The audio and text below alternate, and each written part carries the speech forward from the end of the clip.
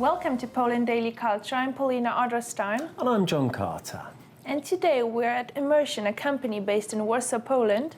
And we're going to show you all about the Polish role in the fascinating world of augmented reality and virtual reality. So come and join us. We're here today at the company Immersion, and I'm joined by the CEO, Mr. Piotr Baczynski. So with some of this in mind, maybe if you're sort of thinking about looking at it from this kind of positive point of view, are there any drawbacks that you kind of see to this future of augmented and virtual reality?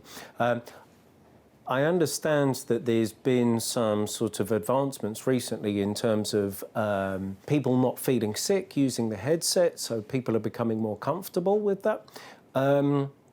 But are there kind of disadvantages at the moment? Sure. Well, there are several. First of all, the fact that you have to wear goggles on your face, it's still not that comfortable for many people. The problem of motion sickness was mostly solved, although there are people who are more prone to being motion sick and still are not comfortable. The other part is, things like hygiene, right? You have your headset, you have it on your face, you get a little bit sweaty, and you have to give it to another person. It's not that great.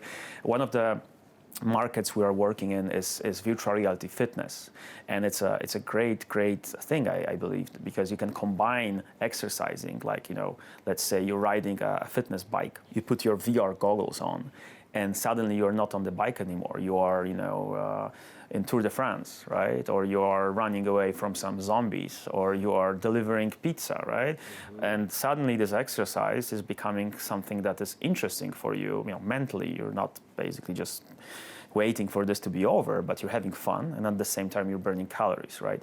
So this is a very interesting angle of how this technology is expanding, but at the same time you're getting sweaty, you have a big piece of technology on your face.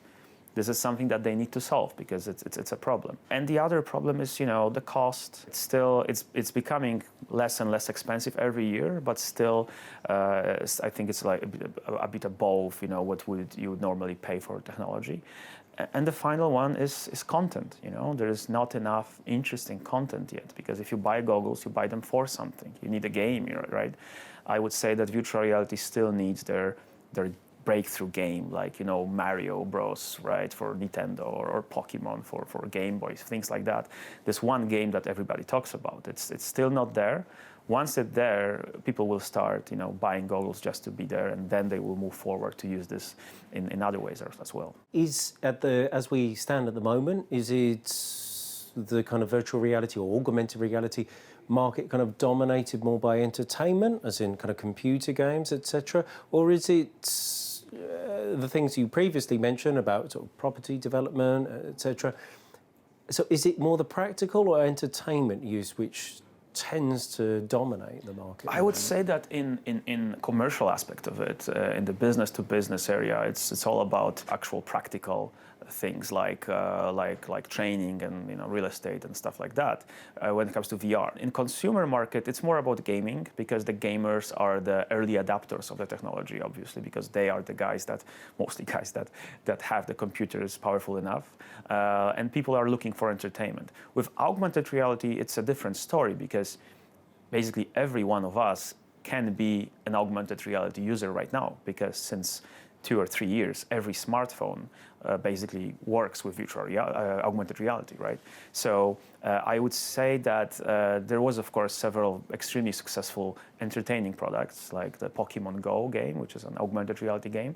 But I see more and more practical use of it. For example, if you look at big furniture companies like IKEA, they use augmented reality. There's this application that you can use. You can look at your room and place any piece of furniture in real scale and see whether this couch fits in my living room or not.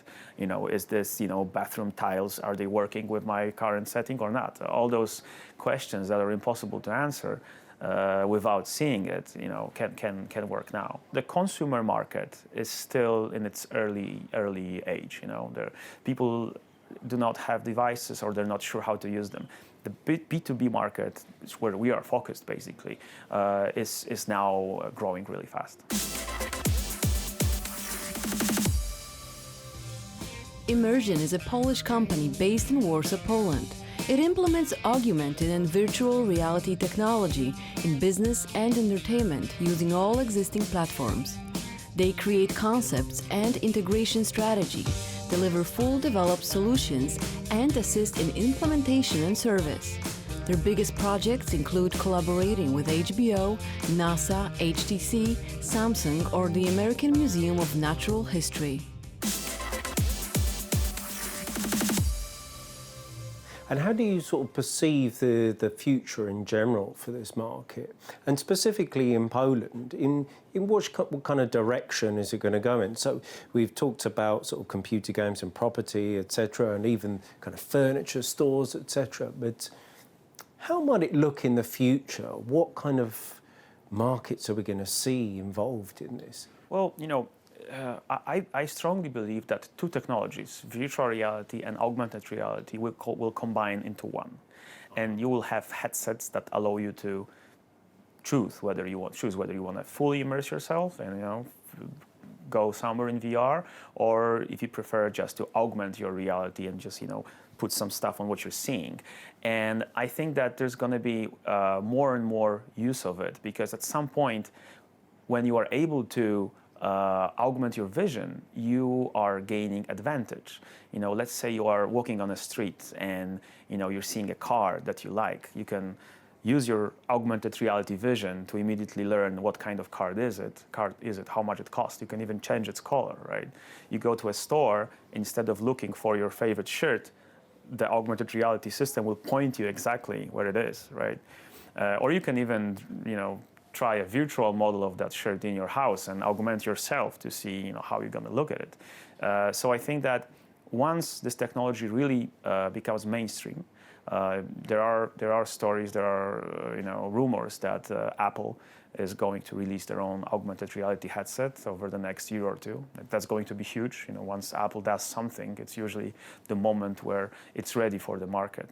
So I think that once people are starting to buy those headsets and it's going to become a standard thing that you have in your house, this is where this whole consumer market will come to life. And I think as usual, it will start with entertainment, and it will slowly spill to other areas. I mean, if you look at how computers were growing, it started with some business application, but then the people that were buying the strongest machines were gamers. So it usually starts with entertainment. Here we have some VR goggles, and what are these? This is called Oculus Quest, and those are hand controllers. Hand controllers, right?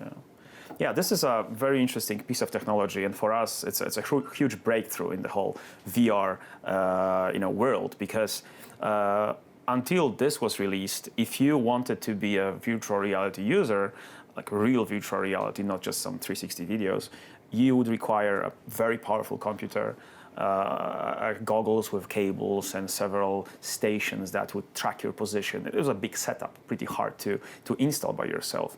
And this was released actually several weeks ago.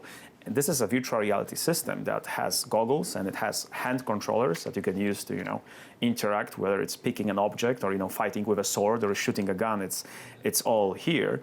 And you don't require anything else. You don't need a computer, you don't need a smartphone, you don't need any cables. Everything is basically somehow cramped into this set of goggles, which is not even that heavy. Mm-hmm. And you can buy that and just become a virtual reality user. So this is a huge moment for us, because it's so much easier. First of all, the consumer market will grow much faster with a device like this. And for us, we can offer our clients applications that are so much easier to use, so much easier to take to a meeting, and so much easier to train your personnel to use those.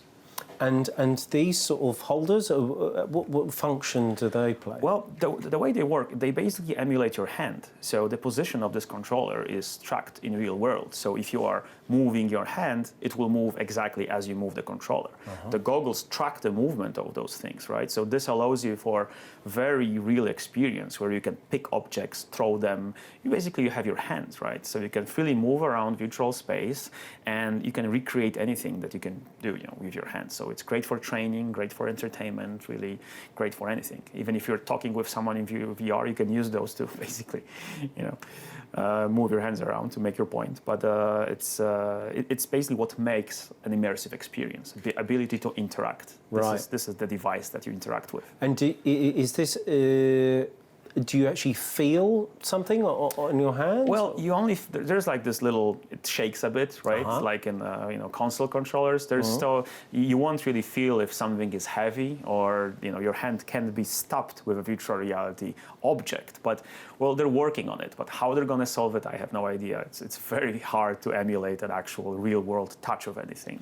Yeah, I guess you can sort of have something that gets warmer or colder and gives you that kind of... Yeah, there are crazy devices out there. I mean, there is a startup that made a mask that you attach to the goggles and it creates smells.